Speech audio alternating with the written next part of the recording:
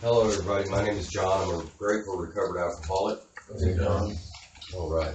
What we're going to be doing today is what we call the Key to the Future workshop. And we're going to start out on page 64. If you'd like to open your big books to that page.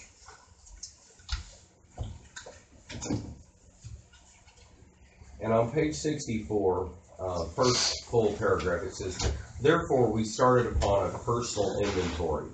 This was step 4. A business which takes no regular inventory usually goes broke. Taking a commercial inventory is a fact-finding, fact-facing process. It is an effort to discover the truth about the stock in trade. One object is to disclose damaged or unsaleable goods, to get rid of them promptly and without regret. If the owner of a business is to be successful, he cannot fool himself about values. We did exactly the same thing with our lives. We took stock honestly. First, we searched out the flaws in our makeup which caused our failure, being convinced that self, manifested in various ways, was what had defeated us. We considered its common manifestations. Resentment is the #1 offender. It destroys more alcoholics than anything else. From it stem all forms of spiritual disease.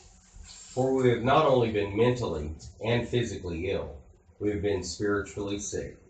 When the spiritual malady is overcome, we straighten out mentally and physically. In dealing with our resentments, we set them on paper. We listed people, institutions, or principles with whom we were angry. We asked ourselves why we were angry. In most cases, it was found that our self-esteem, our pocketbooks, our ambitions, our personal relationships, including sex, were hurt or threatened. So we were sore, we were burned up.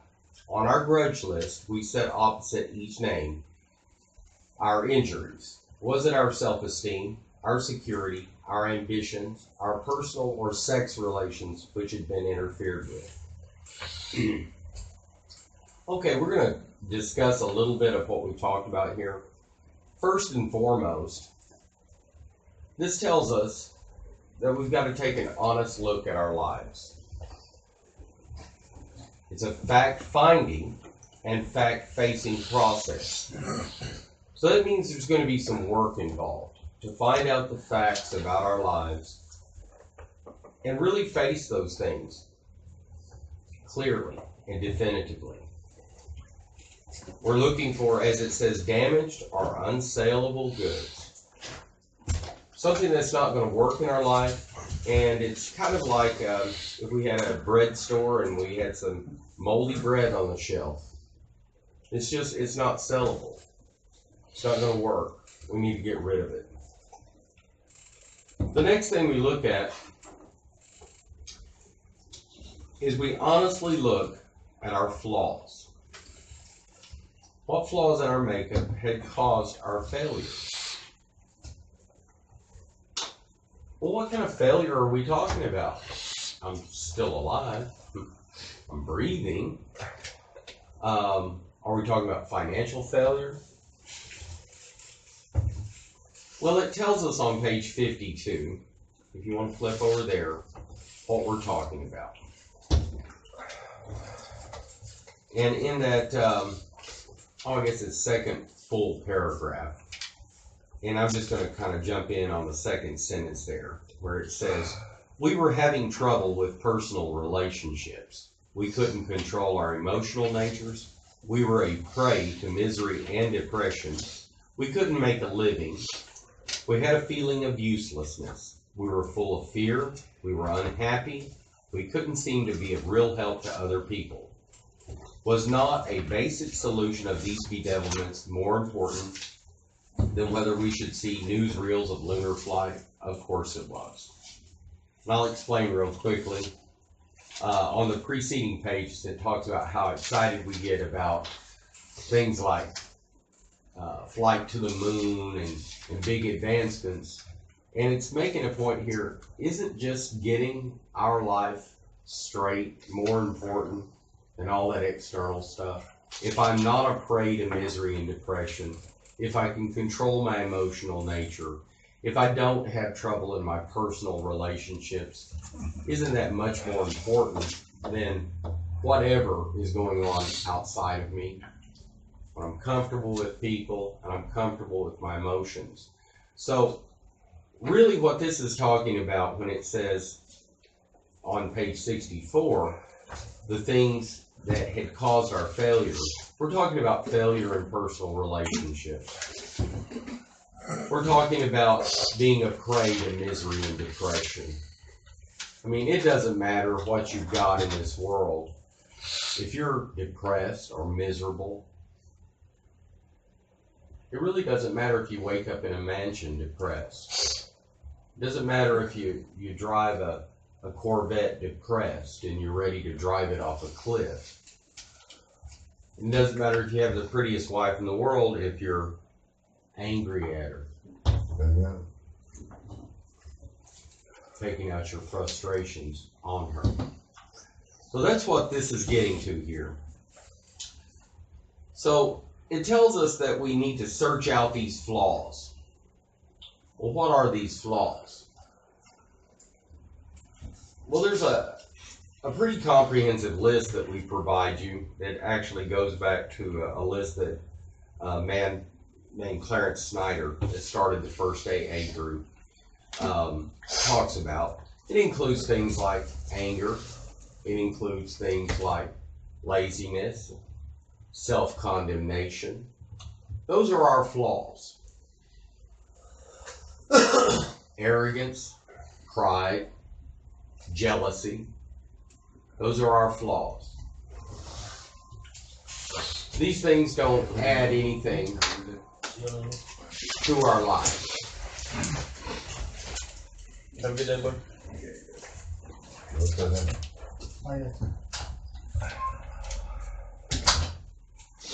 So those are unsellable goods. I mean, I just can't sell you on me getting angry with you, can I? It's okay? No, you're going to be like, no, that's not okay. Unsellable. So that's what I'm looking for, is to fact find and fact face what's unsellable. I can't sell you on laziness, can I? And I need to be lazy. And I can't sell you on me thinking I'm superior to you either, because you know that's not true. I don't know, John. You're a pretty good guy. Well, thank you, but I'm not superior. None of us are. I'm a grateful drug addict, alcoholic that's found a few years sobriety. And I'm real grateful that I get to share what works for me. Now, it goes on to say that resentment is the #1 offender. It destroys more alcoholics than anything else. When I say alcoholics here, you can apply that to being a drug addict too. It works just fine for drug addict, alcoholic. So when we're talking about resentment and it destroying alcoholics, it doesn't really tell us right there that it's alcohol that's the #1 offender. And if we look back at the last sentence of the paragraph that starts this page, it says, so we had to get down to the causes and conditions. So what causes alcoholism? What causes drug addiction? Well, it's really telling us right here, resentment is what does that. There are some genetic factors that are involved and so forth. Bottom line, being angry at somebody or something that happened in the past. Resentment. Feeling that you were unfairly treated.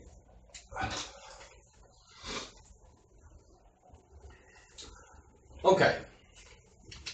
So what do we do about that? Make lists upon lists upon lists. Exactly. What we're going to do is we're going to make a list. Now, like on page 65 here, it tells us how to make a list. I am resentful at Mr. Brown. The cause of my resentment is his attention to my wife, and it affects my sex relations self-esteem. So that's what the list is going to look like. It's not going to be a huge explanation or anything of that nature. And then once I've got that list made, and I understand I'm mad at Mr. Brown because he's paying attention to my wife. I'm mad at Mr. Brown because he told my wife of my mistress. I'm mad at Mr. Brown because he may get my job at the office. And I've looked at what actually what it's affecting deep down inside. It's affecting my sex relations, my self-esteem, and my security. At this point, I can see that I'm mad at Mr. Brown and the other people that are listed here on page 65. Now, what do I do about that?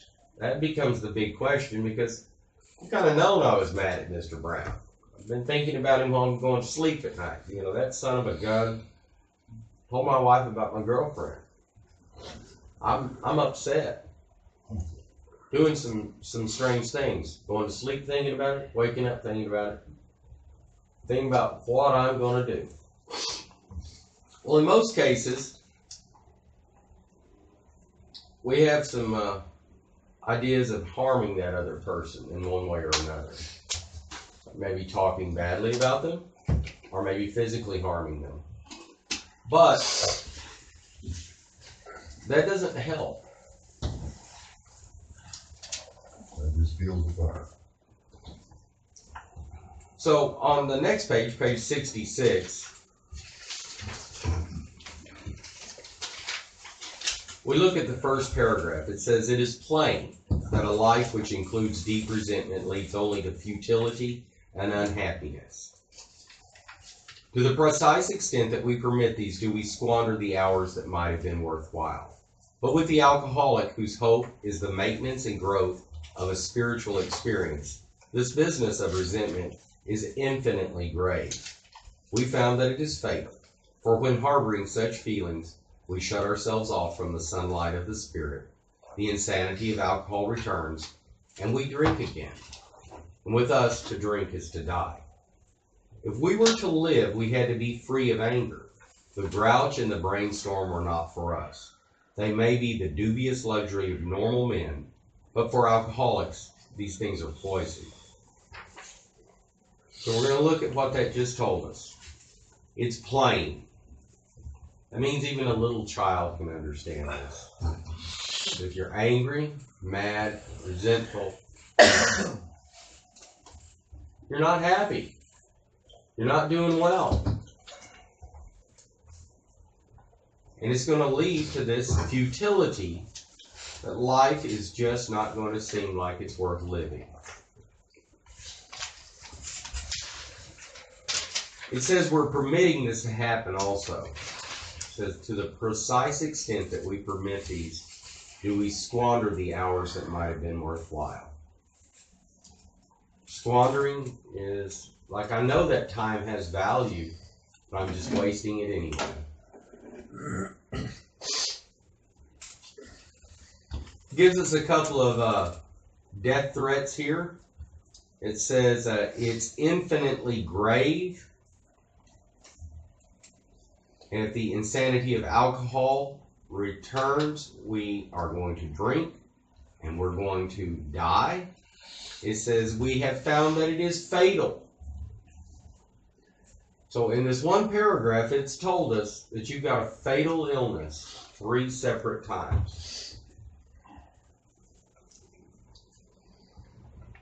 That does not sound like something I should toy around with.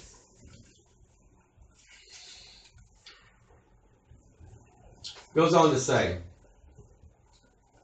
if we are to live, in other words, if we're not going to die, you want to actually be alive down the road, you're going to have to be free of anger. What does free of anger mean to us?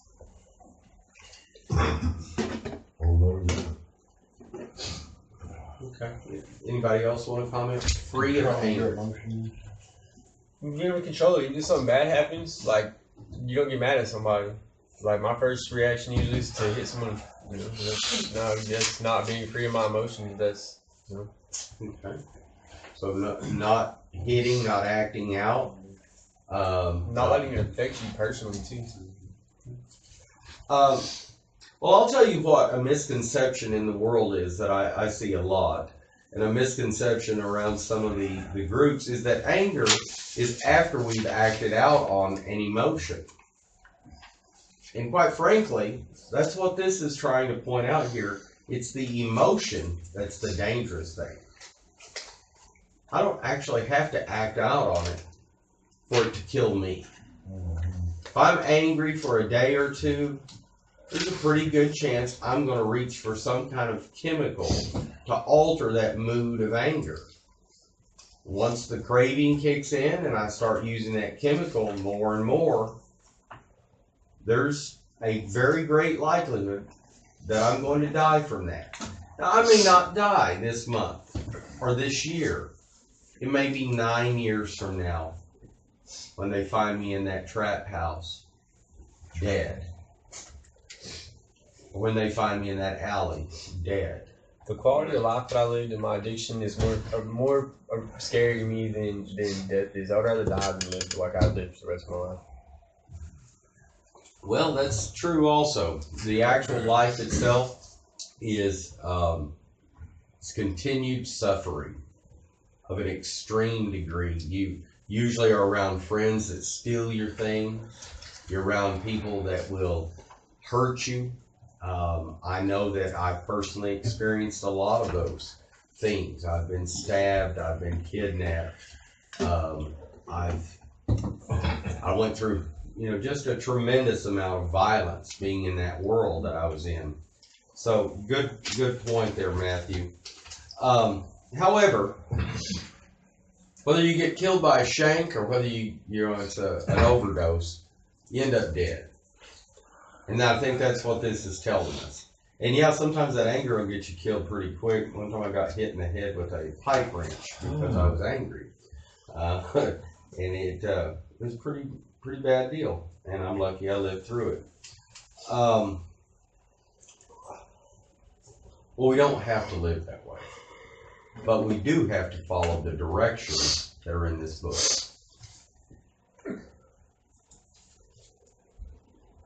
Probably what's really important at this moment is to point out that the mind of the alcoholic or addict will like to say, but my case is different. Probably right about this moment is when it kicks in and says, but my case is different. Well, guess what? Your case is not different. You need to continue listening. Okay? And listen real closely. Even if it is different, like I would never like living in a trap house, but I mean, like I stayed in nice places and always had money and stuff, but that is still not cool. Like, it's not fun. It's stressful. Everybody sucks. The girls suck. The dudes suck. Everybody sucks. Yeah. Well, it's just we do have different styles of life. Some of us come from strong financial backgrounds.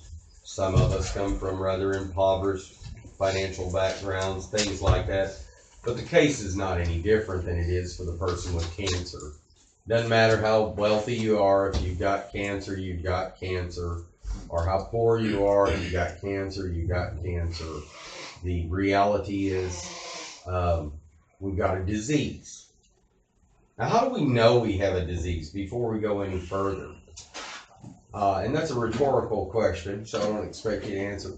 A couple of things that are real strong indicators of you got a disease. If you're willing to break the law and put your family and your life at risk of going to jail to change the way you feel, it's a pretty good indication you've got a disease. Because a normal, healthy mind will not even commit a misdemeanor, much less a felony, to change the way they feel. How do we know that? Well, if people did that, then it wouldn't matter that there are all kinds of laws and rules and everything out there. We'd all be breaking them all the time, wouldn't we? We'd be stealing crap from the store, wouldn't care about misdemeanor, they're just going to write me a ticket. I'll take this whatever from the store. And people be driving 100 miles an hour through through town and 80 miles an hour through the school zones. Most people do not break the law.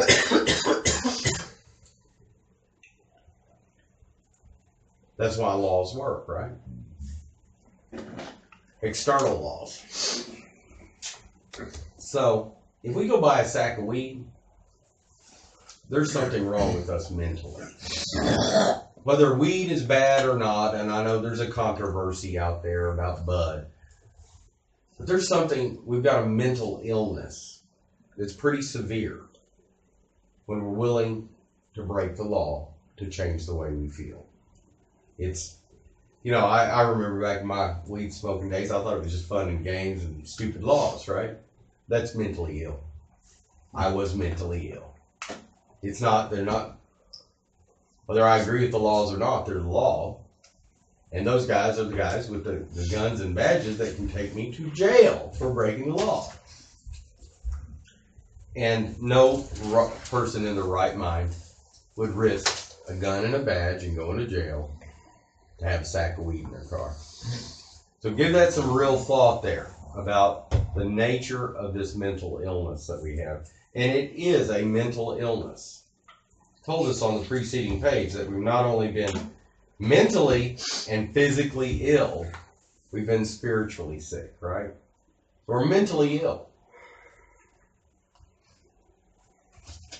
People don't like that, do they? I don't like to think that I'm mentally ill. But that's what's wrong with me. I've got a mental illness. I'm not a normal person that's just doing what I want. So, presuming that I've got a pretty good handle on the fact that I've got a problem here, I'm physically, mentally, and spiritually sick, then it makes sense to do something about it. It's told me how to do that. I've got to be free of resentment and anger. You can see that on the board up there.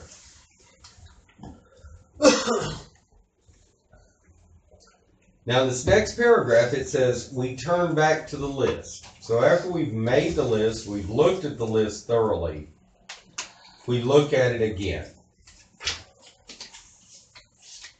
It says that it held the key to the future. That's why this is the key to the future workshop. This is the key to the future page in the big book. So he says, what's the key to getting sober? This is the key.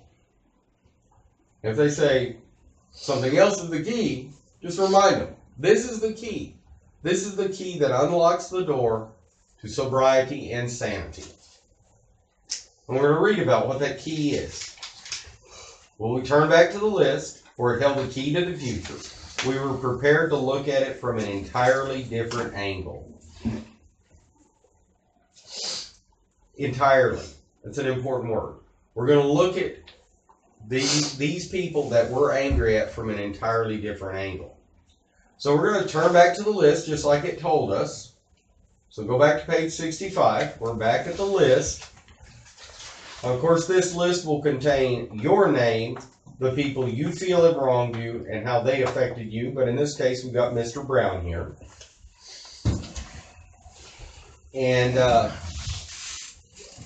I'm going to be looking at Mr. Brown and his attention to my wife and my sex relations and self-esteem and all of that listed on the first page from an entirely different angle. What does that mean? Well, I'm resentful at Mr. Brown. I accept that. The entirely different angle means is I realize that I should not be resentful at Mr. Brown. That I'm wrong. I am wrong for being resentful. If I can't accept that part, there's no recovery. There's no going any further. I'm wrong for what? For being resentful. I'm the one doing the wrong here by being resentful. Next is the cause. Well, his attention to my wife. He's been flirting with my wife. He's maybe even sent my wife some flowers, a little note.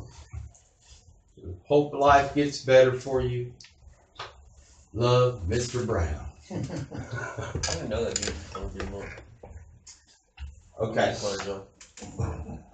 Well, right now, that's probably what you would do. You'd use some dope and you'd end up dying for it. And that's exactly what we're talking about here, is looking at this thing realistically. That is fatal. To think like that is fatal. Okay, so now I'm going to look at his attention to my wife from an entirely different angle. I've looked at Mr. Brown and the fact that I resent him from an entirely different angle. It's wrong to be resentful. No matter what else has happened in the world, it's wrong to have a resentment. His attention to my wife. How do I look at that from an entirely different angle?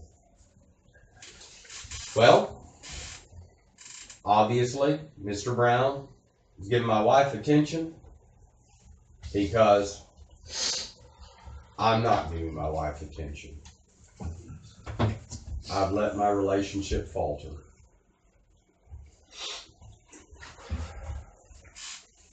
Oh, there could be another one too. Maybe I got my wife the wrong way. Huh? Maybe she was somebody else's wife before she was mine. Maybe she was somebody else's girlfriend that I stole. I thought it was going to be different with me than it was with the guy I stole from. Because my case is different, right? That's right, so. Okay, and turns out that she likes getting attention from other men. That could be another way of looking at it. Oh, well, it's my fault. I went and stole this other dude's girlfriend, and I'm upset because she's getting attention from Mr. Brown. That's the kind of girl she is. I might have to remember that how I got her is how I'm going to lose her.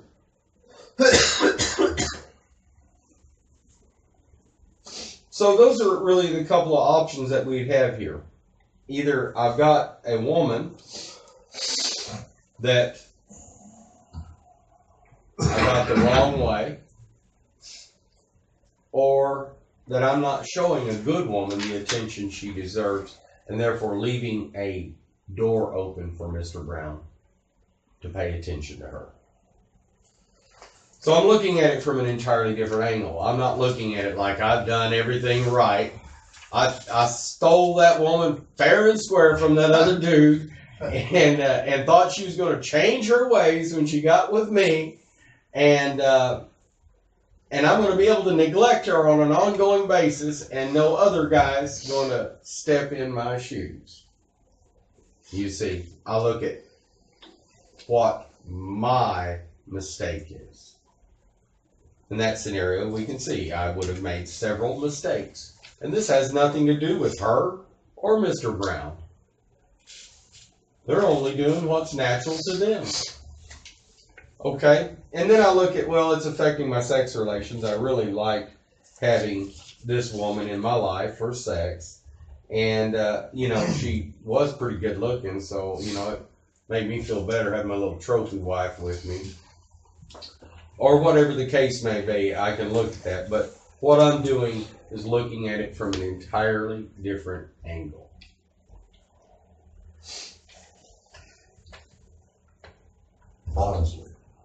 Honestly, yeah, I'm not playing any games. All right. So now what we do is turn back to page 66, and we pick up where we left off on our reading.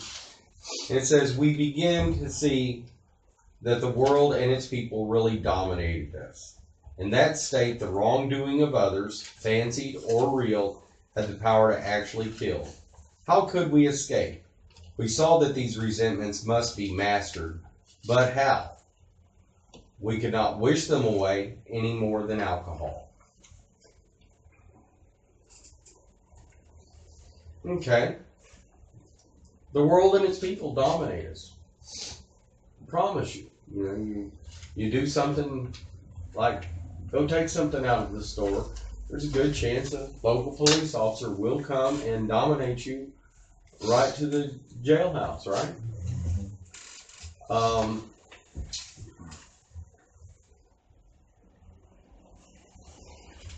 You tell this girl she can't see Mr. Brown anymore, and she can just move out of your house and go stay with Mr. Brown, can't she?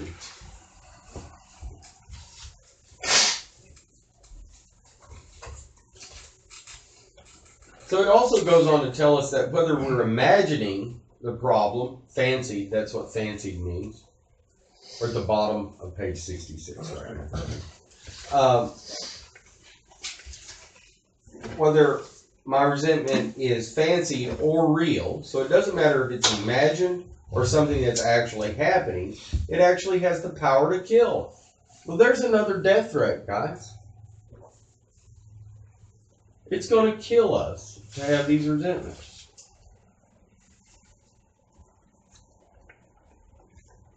Then it asks us, how could we escape? We've got to escape resentment. That is the most important thing about recovery anywhere in the world. And oftentimes it's not mentioned very much. But, it told us there on page 64 that resentment is the number one offender. It destroys more alcoholics than anything else. It's telling us here that it will kill us, and we have to escape from it. Escape doesn't sound like we stick around and toy around with it, does it? We don't justify this, and we don't let somebody that we're working with justify that, I'm going to always have resentment. No, the object is to be escaped fully, to be free, to leave that prison behind. Do you agree with that wording? That escape and being free doesn't mean you're going to stick around in resentment. You're going to be free of it. Okay. Or, consequences? You're going to die. It's going to kill you. Okay? We saw that these resentments must be mastered. But how? Well, let's look at that sentence. Does that mean I think about it once in a while, what I might be able to do to get a handle on these resentments I've got? That maybe I might want to deal with it a little bit? No. It says it's got to be mastered. What is a master? A master is somebody like a master carpenter, a master machinist, master plumber. They get the job done and it's done right. You can count on it being done right. Mastered. I've mastered the art of being free of resentment. That is the object. And since it tells us on 64 that resentment is the cause of drug addiction, you now know why you've been a drug addict. You know what the problem is, and you know what you've got to do. And it showed us how to do it. We've got to look at these things from an entirely different angle.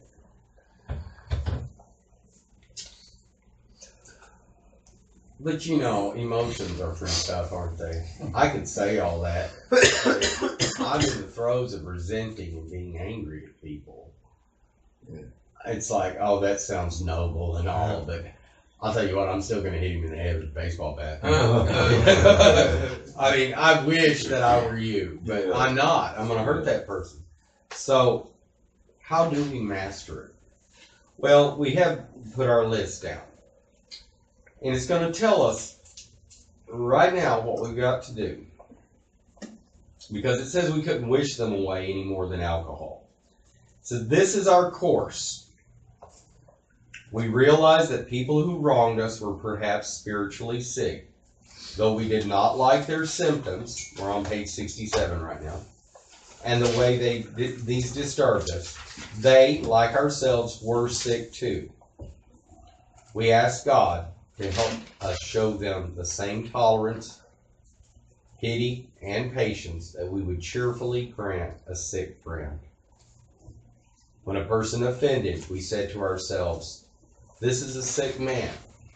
How can I be helpful to him? God, save me from being angry. Thy will be done." We avoid retaliation or argument. We wouldn't treat sick people that way. If we do, we destroy our chance of being helpful. We cannot be helpful to all people, but at least God will show us how to take a kindly and tolerant view of each and every one. All right. We're going to get kind of deep on this right here. This is what we do with that list. after we get through making our list of all the people that we had perceived as wronging us, every day we pray for those people. And we pray a prayer similar to this: God, save me from being angry at such and such. And we'll go through that whole list each day for about 12 to 14 days, asking that we can forgive, that God would give us the power to forgive them all. No matter what they've done, no matter what they have done, we ask that they be forgiven. The forgiveness will happen. Now, that's just the beginning. And this is where many people in the program make a mistake. They don't understand that that is the beginning. That's how we live our life from now on. We forgive everybody. If I get resentful at you, even if you have wronged me, I'm the one who apologizes. Not you. I'm the one who apologizes because I'm resentful at you. I recognize resentment is wrong. Anger is wrong. Always. And I owe an apology if I express that anger. Of course, I ask that God remove the anger from me. And please save me from being angry. If I haven't already shown you that I'm angry, I'm praying big time to God. God, this is a sick man just like me. Save me from being angry. How can I be helpful to them? This really works. Because, you know, I run into the same problems you do. Sometimes I run into it quite a bit, you know, running a sober house, right? God, save me from being angry. This is a sick man just like me. And I always remember the just like me part. I don't just, oh, this is a sick man. This is a sick son guy. Just like me. And that works. That works. There is the power of God.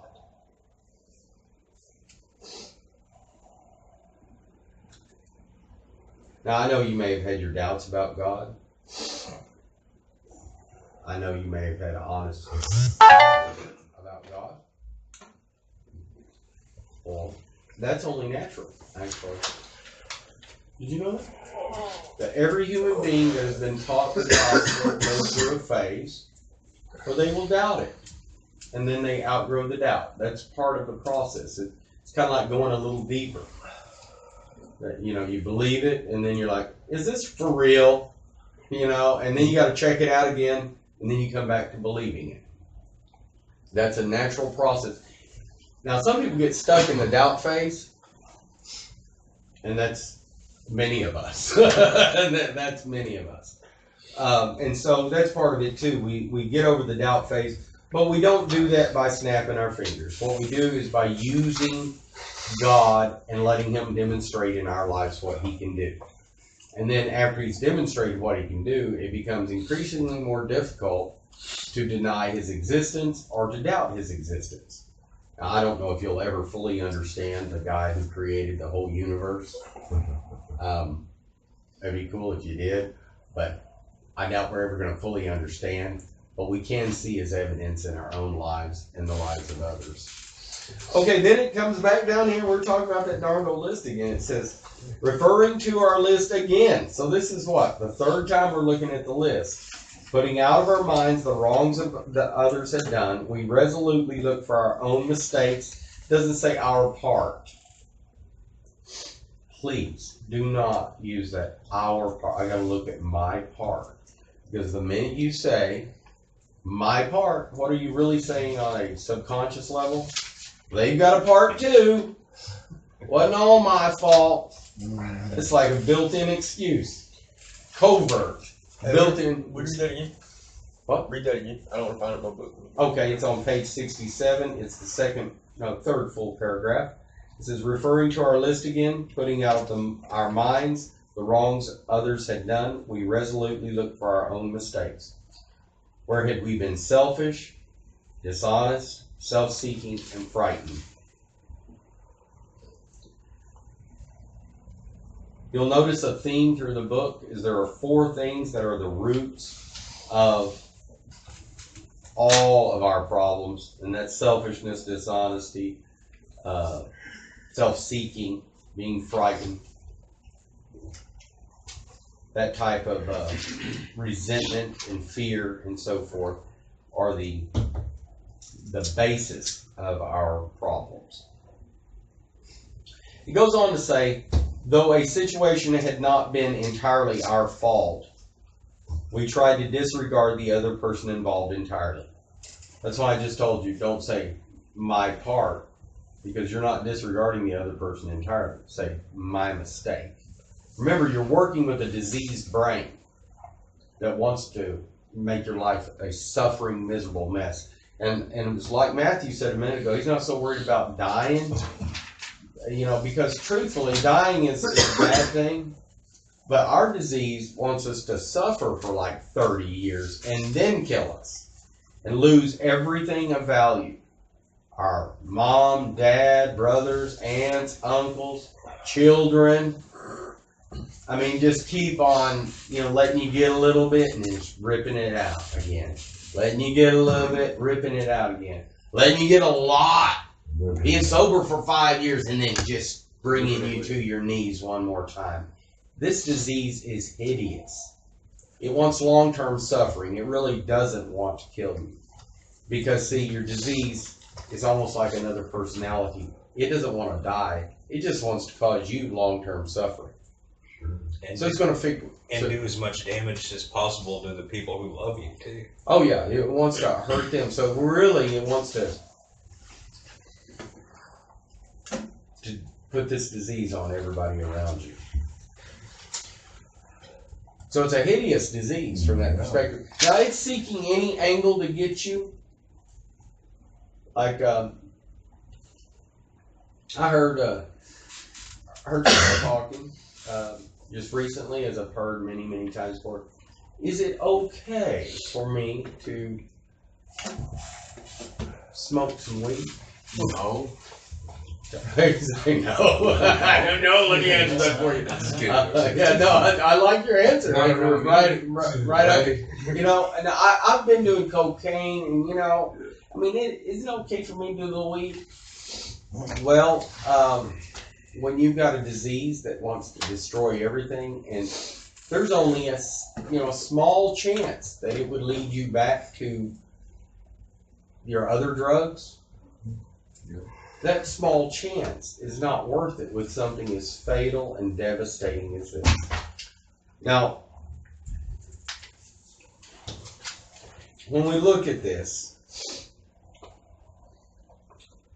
we're looking at how to deal with it completely. We're not only going to give up all chemicals and all that nonsense, we're going to give up a bunch more. We're going to give up resentment. We're going to give up anger. We're going to give up dishonesty. We're going to give up selfishness. We're going to go far deeper than just giving up a few chemicals. We're going to get right. We're going to get sane. And I know at this point in time that may seem like a lot. In fact, it's a natural response that when a new idea comes along, you know what the natural response is? Resistance. It's a natural human characteristic. It's one of the most traumatizing things that can happen to a human being is to adopt a new idea, despite it might save their life. I got that from the book Psychology of Religion. There's a psychologist studying various types of religions and so forth around. And a new concept is pretty difficult on the human being. You mean like the old thought processes are cast away and then It's that's almost the difficult part. it's almost like we feel like we're dying. And in many ways we are. We're dying to our old way of thinking and our old system of thought. So this tells us that we're making quite a few of those changes because we're leaving the other person and their wrongs out entirely. We look at, and it goes on to say, where were we to blame? The inventory was ours, not the other man's. When we saw our faults, we listed them. We placed them before us in black and white. We admitted our wrongs honestly and were willing to set matters straight. So now we're actually making another list, aren't we? We saw our wrongs and we wrote them down in black and white. I think that's important. We get them down. What were my wrongs? Pen to paper is stronger than mind to mouth. So we get them on paper. And I look at all my wrongs. And we went through an example earlier with Mr. Brown and his attention to my wife. What were my wrongs there? Hey, in this book I'm reading, this little girl asked her dad and he's a scientist, he asked him she asked, what does resistance mean? He says, it's a measure of how electrons flow through something. We think about current flowing through wires kind of the same way we think of water flowing through pipes. It's actually more complicated. No. But he's basically saying, this is better. So resistance is about how hard or easy it is for electrons to flow through something. So the more resistance that there is, the harder it is for electrons to flow through something. So if you have a new idea and more resistance, it makes it harder to grasp it. I thought that was kind of cool. I was reading that last night. Yeah, well, that's true. And it's kind of interesting. Yeah, there are these little electronic parts called resistors. They're used in electronics, and they resist the amount of electrons that can flow through. So that's a very similar thing here. In this case, we're going to resist change. Why? Because I'm comfortable knowing the way I've been doing it. Because I've been doing it so long, it's ingrained. I think that's who I am. That's my personality and so forth. But of course, we know where it's gotten us. It's taken us to some real bad places. It's made us sick. It's lost our relationships. We saw that on page 52. Trouble with personal relationships, a prey to misery and depression. Couldn't control our emotional natures. So we don't want to put up any more resistance than is absolutely necessary. And sometimes just some good prayer with that helps a lot. God, allow me to be open-minded. Please allow me to be open-minded. And doing that each and every day and even throughout the day, especially in the early stages, how can I be open-minded to not have resistance? You can say it in your own words, but really praying for that can help to open our mind and get us where we're less resistant. And of course, we know that the end result is we might have a chance at having a life where we do have relationships and good things happening in our lives. So, with that being said, I want to jump over to one last list that we make, and that is the sex list. On page 68 at the bottom of the page, it says, now about sex, many of us needed an overhauling there. But above all, we try to be sensible on this question. It is so easy to get way off track. Here we find human opinions running to extremes, absurd extremes perhaps. One set of voices cry that sex is a lust of our lower nature, a base necessity of procreation. Then we have the voices who cry for sex and more sex, who bewail the institution of marriage, who think that most of the troubles of the race are traceable to sex causes.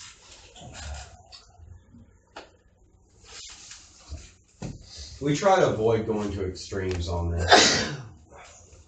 What it tells us here, and I'm just going to jump down to where it says, we reviewed our own sex conduct over the past. So we're reviewing our sex conduct, not all of our relationships and everything per se, as far as the person, and it's not like an inventory. It's really a list of where our conduct has been at. When we look where we've been selfish, dishonest, and inconsiderate, whom had we hurt? The word hurt is the important word to look at.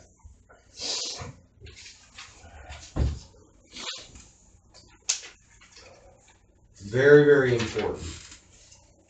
Have you ever had sex with somebody and they thought there was more to it than just sex, and you walked away on them? That's hurting somebody. We can't continue doing that.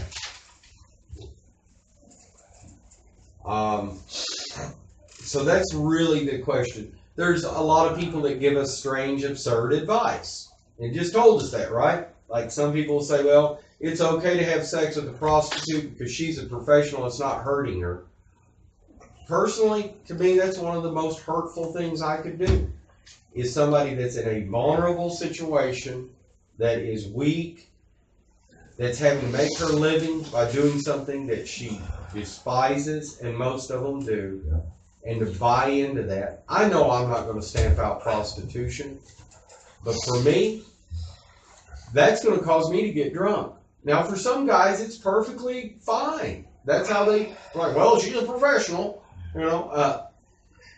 For them, it's okay. That's their sane idea. For me, it's going to kill me. So this is what my point is. It's got to be sane and sound to you. And we're not sitting here trying to be, as it says, we're not the arbiter of anyone's sex conduct. I'm not here to tell you how to live your sex life. You're not here to tell me how to have my sex life. But I am here to share what the Big Book says about it needs, and it says it here. In this way, we try to shape a sane and sound ideal for a future sex life.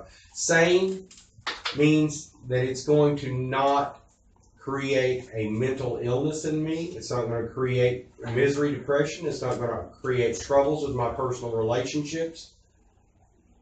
Sane is sane. Sound means it's solid. It means I could probably talk to a buddy about it. And not just my sleazy buddy. But but I could talk to a reasonably sane person, and they would say, yeah, that's a pretty sane idea. Not exactly how I do it, but that's pretty sane. Sound means that it can last for a lifetime. It's sound. It's solid. Not something here today and gone tomorrow. I'm not saying you got to be in a relationship for a lifetime, but our ideal of sex is sound. And then finally, the word ideal is not idea. Ideal means it's the best I can do. I've got to have an ideal. You know, when you have the ideal situation, what does that mean? It's ideal. Man, this is ideal. It's pretty close to perfect, isn't it? Sane, sound, sex, ideal. Those words are ignored and thrown out the window in this watered-down, putrid, life-killing AA that's out here. Do not go along with it. What you need to do is recognize that there's something deep inside. Guilt is when I haven't followed your values. Shame is when I haven't followed my own. I need to find my values, and I need to write those down. I need to look at them. Because it tells me on this next page, and this is where we finalize our meeting today, it says, suppose we fall short of the chosen ideal and stumble. Does that mean we're going to get drunk? Some people tell us so, but this is only a half-truth. It depends on us and our motives. If we are sorry for what we have done, and we have the honest desire to let God take us to better things, we believe we will be forgiven and have learned our lesson. If we are not sorry and our conduct continues to harm others, we are quite sure to drink. We're not theorizing. These are facts out of our experience. Now, if you want to know what usually happens when a person goes and starts using again, they find a girlfriend. Or they go and take advantage of some young lady just to have sex. For me, I know I'm not any type of person on a hilltop, and I don't plan on being necessarily celibate. But I do want to let you know this. I give serious and strong consideration to not harming anyone. And it's very easy. You guys are getting a little bit of a hurry. I haven't closed the meeting. I know. All right, sit down. Sorry. I give strong consideration. The reason you want to stop the meeting, by the way, that's our subconscious desire to stay on the same road we've been on. Okay, that's in the back of our mind, that part of our mind that controls us. Because sex is such a strong desire. It needs to be reviewed so it doesn't control you like that. Reviewed thoroughly, put on paper, evaluate, analyze. What is wrong to you deep down? And that's what you need to make sure that you pray to God that you don't do. So again, I'm not telling you what your sex life should be. Well, one guy, he may think it's all right to have a harem. Well, another guy thinks he needs to be like a monk. Yeah. But whatever your inner soul tells you you need to be, you better be that. Because we're not theorizing. You will drink again. And it might be 12 or 15 years after you've built up a beautiful life for yourself. I had a sponsor that after 18 and a half years of sobriety, went out and drank some vodka, was dead within 2 months. And he was a young man. He was about my age.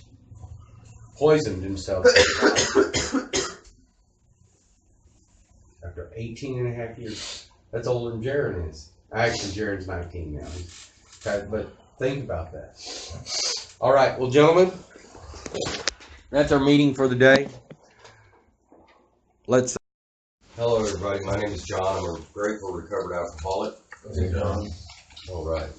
What we're going to be doing today is what we call the Key to the Future workshop. And we're going to start out on page 64. If you'd like to open your big books to that page.